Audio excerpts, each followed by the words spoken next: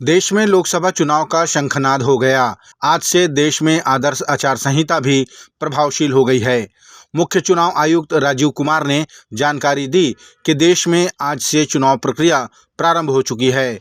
7 चरणों में होने वाले चुनाव के लिए 19 अप्रैल, 26 अप्रैल, 7 मई, 13 मई, 20 मई, 25 मई और 1 जून को मतदान डाले जाएंगे। जानकारी में उन्होंने बताया कि इस दौरान 26 विधानसभाओं के उपचुनाव भी संपन्न कराए जाएंगे। 7 चरण के मतदान के बाद नतीजे 4 जून को आएंगे। बता दें कि छत्तीसगढ़ में पहले चरण में यानी 19 अप्रैल, 26 अप्रैल और 7 मई को वोटिंग होगी।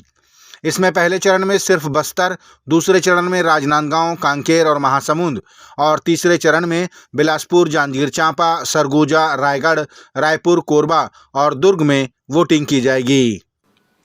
When we as a nation are set to reiterate our pledge to electoral democracy, when Indians will together express their will once again, this is historic opportunity for all of us. By the way, this year also marks a pivotal moment in the global landscape of democracies. 2024 is a year of elections across the world. Over 5 dozen nations and people will vote across the hemispheres, across the date lines.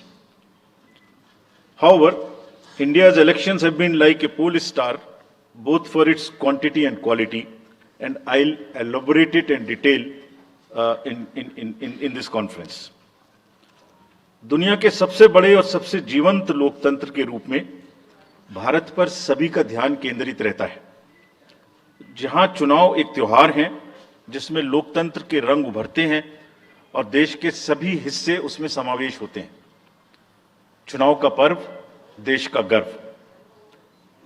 Let me say in the very beginning that it is our promise to deliver a national election in a manner that we add to our global shine and remain a beacon for electoral democracies across the world.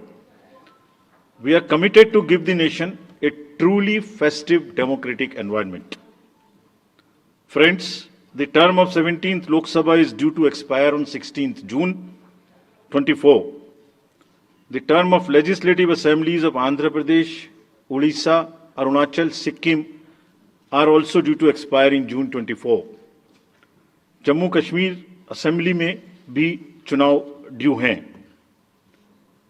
We in the Commission understand with all humility at our command, that every election is a new test and failure is not an option.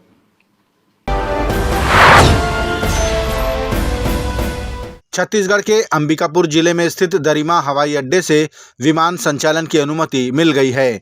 Director general of civil aviation कार्यालय द्वारा मां Mahamaya airport Ambikapur को उड़ान हेतु licence जारी किया गया।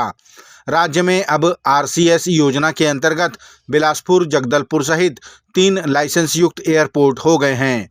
अब अंबिकापुर से 72 सीटर विमान के माध्यम से विमान सेवाओं का संचालन प्रारंभ हो सकेगा। मंत्री रामविचार नेताम ने विमान सेवा प्रारंभ करने पर देश के प्रधानमंत्री और नागरिक उड्डयन मंत्री का आभार व्यक्त किया है। मैं खुशकिस्मत हूं कि मैंने राज्यसभा में रहते हुए लगातार इस बारे में विभिन्न मंचों में और संसद में भी इस बात को उठाते रहा कि सरगुजा संभाग के लोगों के लिए दरिमा से हवाई जहाज का परिचालन की अनुमति जल्दी मिल जाए, और वो समय अब मिल गया है। बहुत जल्दी ये खुशखबरी भी मिला और इसके बाद वहां से हवाई सेवा भी जब शुरुआत हो जाएगी तो मैं समझता हूं कि लोगों का पूरा सपना साकार हो जाएगा। बहुत बहुत धन्यवाद, आप सबका अभिनंदन। छत्तीसगढ़ अक्षय ऊर्जा विकास अभिकरण क्रेडा के द्वारा आयोजित सड़क सुरक्षा जागरूकता कार्यक्रम का आयोजन किया गया। इस मौके पर एक इलेक्ट्रिक वाहन रैली भी निकाली गई, जिसे मुख्यमंत्री विष्णुदेव साय ने हरी झंडी दिखाकर रवाना किया। मुख्यमंत्री ने इस अवसर पर कहा कि देश के प्रधानमंत्री के नेतृत्व में परिवहन के क्षेत्र में नई नई विकासशील योजनाओं द्वारा देश हित में कार्य किया जा रहा है। उन्होंने बताया कि इलेक्ट्रिक वाहनों के प्रति लोगों की रुचि भी बढ़ रही है। आप सबको मालूम है कि आज वायुमंडल कितना दूषित हो रहा है और ऐसे समय में हमारे देश के यशस्वी प्रधानमंत्री बहुत चिंता करते हैं और इसलिए वो सौर ऊर्जा और ये इलेक्ट्रिक व्हीकल इस सब में ज़्यादा ध्यान देते हैं और आज आप लोगों का अच्छा प्रयास है इलेक्ट्रिकल व्हीकल रैली निकालकर लोगों में एक जागरूकता लाने का जो प्रयास है, मैं आप लोगों को बहुत बहुत धन्यवाद देता हूं, साधुवाद देता हूं।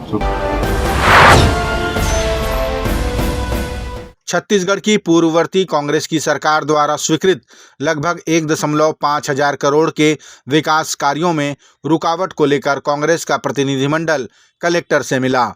उक्त प्रतिनिधिमंडल का नेतृत्व रायपुर लोकसभा के कांग्रेस प्रत्याशी विकास उपाध्याय ने किया।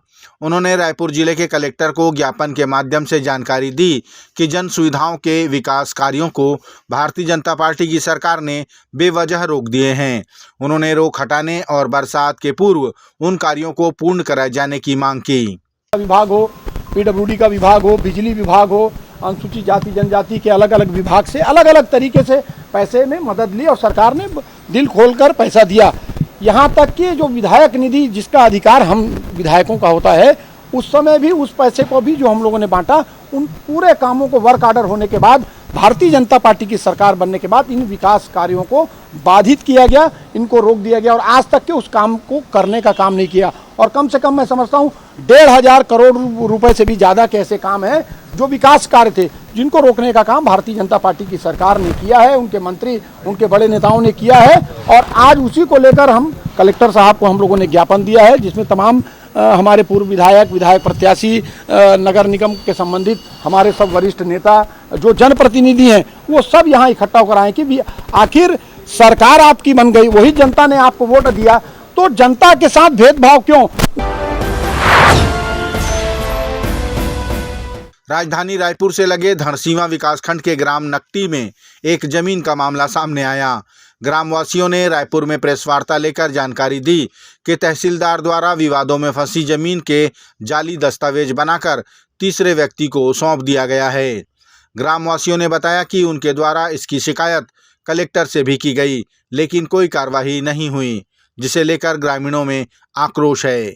अतिरिक्त तहसीलदार राजकुमार साहू और पटवारी हल्का पटवारी भूमिका जैन, इन दोनों की मिली भगत से और 60 गार्ड से जो ग्राम नकटी की खसरा नंबर 305 और हेक्टेयर नंबर 0.0400 मतलब 4000 हेक्टेयर की जो भूमि है, उसमें विवाद है और अतिरिक्त तहसीलदार राजकुमार साहू के पास वो प्रकरण चल रहा है, निलंबित है। उसके बावजूद भी वो किसी तीसरे व्यक्ति के नाम पर भूमि को दर्ज कर चुका है, दीप्ति पांडे के नाम पर भूमि दर्ज किया जा, जबकि स्टे ऑर्डर स्थगन पहले से लगा हुआ है। जब स्थगन लगा हुआ है तब कैसे तीसरे व्यक्ति के नाम में आप चढ़ा सकते हो? ये चीज़ के हम लोग ये है। और पटवारी प्रतिवेदन के थ्रू वो चढ़ाया हम बोलता है, तो पटवारी प्रतिवेदन अपने मन से दे रहा है, ना कि गांव में आकर। न अभी तक पंचनामा किया है, न किसी सरपंच, न कोटवार, न पंच का हस्ताक्षर है और अपने मन से बना बनाकर वो प्रतिवेदन प्रस्तुत कर रहे हैं। छत्तीसगढ़ में लोकसभा चुनाव के प्रत्याशी जगह जगह सभाएं लेकर लोगों को साधते नजर आ रहे हैं। इसी कड़ी में कोरबा लोकसभा की भाजपा प्रत्याशी सरोज पांडे ने कोरिया बैकुंठपुर में जनसभा को संबोधित किया और कहा, कांग्रेस एक परिवार की पार्टी है। उन्होंने कहा कि जो सांसद 5 साल में 5 बार जनता के बीच नहीं पहुंचा हो, उससे क्या उम्मीद की जा सकती है। सरोज पांडे ने जनसभा में आश्वस्त किया कि देश में एक बार फिर मोदी जी की सरकार बनेगी और देश विकास की ओर निरंतर बढ़ेगा। कांग्रेस पार्टी में पहले जवाहरलाल नेहरू, फिर इंदिरा गांधी, फिर राजीव गांधी, उसके बाद सोनिया गांधी, फिर राहुल गांधी, अब प्रियंका गांधी आ गई हैं। अब उनके दोनों बच्चे भी बड़े हो गए, इसके बाद उन दोनों का ही नंबर है। वैसा ही स्थिति इस क्षेत्र में भी है और कांग्रेस पार्टी के पास एक परिवार के सिवाय कोई नेता नहीं मिलता। पिछले 5 साल में आप ईमानदारी से बताएं कि कांग्रेस पार्टी की कांग्रेस सांसद को आपने क्षेत्र में कितने बार देखा है, उन्होंने इस क्षेत्र के लिए कितना पैसा दिया है, क्षेत्र में विकास के लिए वो क्या लेके आई हैं। तो जो कांग्रेस पार्टी की सांसद कोई काम नहीं करती, क्षेत्र में नहीं आती, आपके बीच में नहीं रहती, ऐसी सांसद दोबारा आएगी तो क्षेत्र में क्या विकास करेंगी। छत्तीसगढ़ यूथ कांग्रेस के प्रदेश अध्यक्ष आकाश शर्मा ने कहा कि कांग्रेस पार्टी ने हमेशा युवाओं का ध्यान रखा है। उन्होंने जानकारी दी कि देश में कांग्रेस की सरकार बनेगी तो 30 लाख युवाओं को रोजगार की गारंटी है। आकाश शर्मा ने कहा कि मोदी सरकार ने तो 10 साल में युवाओं को रोजगार नहीं दिया, लेकिन कांग्रेस की गारंटी है 30 लाख युवाओं को रोजगार देना। प्रधानमंत्री ने 2014 के चुनाव में वादा किया था कि 2 करोड़ युवाओं को रोजगार मिलेगा, लेकिन रोजगार मिला नहीं। युवाओं को वादा किया गया था कि रोजगार छीन ले गए। उसी के विरोध में लगातार युवा कांग्रेस जो है रोजगार के मुद्दे पे युवाओं को जोड़ने का काम करने का प्रयास कर रही है। पहले हम लोगों ने मुख्यमंत्री निवास घेराव किया, आज जो है हम लोग एक बैठक हम लोगों ने किया है रायपुर लोकसभा को लेकर। और निश्चित एक ही हमारा मापदंड है कि हमारे ऊपर से हमारे नेता राहुल गांधी जी ने मास्टर स्ट्रोक युवाओं को दिया है कि पहली नौकरी पक्की, जब तो नौकरी मिलती नहीं है 1 लाख स्टार्टअप के नाम पे दिया जाएगा। इन सब मुद्दों को लेकर यूथ कांग्रेस के लोग, NSOA के लोग कॉलेज में वहाँ जाने वाले हैं और केवल इन वादों के दम पे हम युवाओं को जो वोट इस पर कांग्रेस पार्टी के पक्ष में डालने का प्रयास करेंगे।